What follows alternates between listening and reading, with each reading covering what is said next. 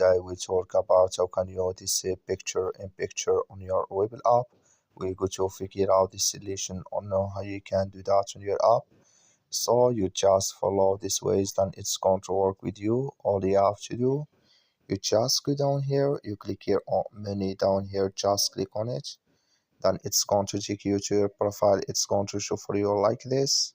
Then you click here on settings, you just click here on settings. Then you come to next step here, it's going to show for you like this. Then you click here on general here, you just click on it.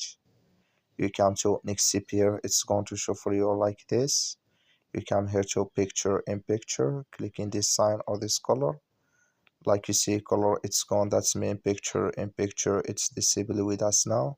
That's all you have to do, that's all. So you just follow these ways, then it's going to work with you. Thank you for watching. Don't forget to support us by like and subscribe.